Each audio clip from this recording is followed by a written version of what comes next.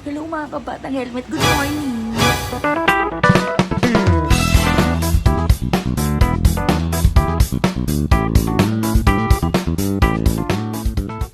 So ito, magbabalita muna tayo hinggil naman sa Peña Francia Fiesta.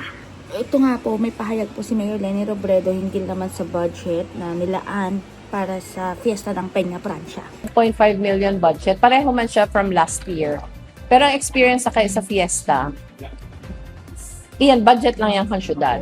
Pero gulpi pang mga corporate sponsors during the Fiesta. So, ang nagagastos daw? So much more than that. Ine-expecta lang na this year, mas dikit ang malaon. Dahil nagkaigo ng fuel crisis. Iyo yan si decision ta kung taano i-cancel mo na si Miss Bicolandia. Dahil si mga corporate sponsors tang usual, gulpi sa indaan nagsabi na ang matatao ni this year, bakong pareho kan si dati ming natatao. Dahil nga ni, medyo naapektuhan si mga negosyo. Pero hopefully next year, naman crisis na maabot, ibalik na kita sa dati. Ang Fiesta, pinagkakagastusan na talaga.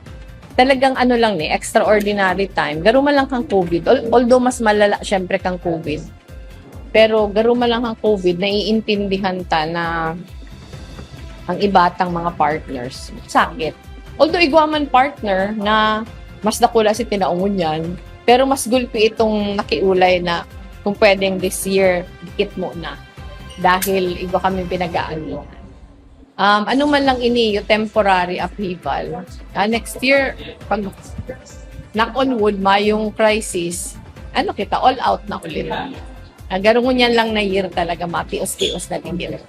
Grabe, super organized, super systematic talaga ni Mayor Leni Robredo at lahat yan may resibo at lahat yan ay talagang may transparency, may liquidation. So, walang confi funds dyan. So, ayan nga mga kabatang helmet, panoorin po natin si Mayor Leni Robredo na nag-uulat tigil naman sa budget para sa Fiesta ng Peña Francia.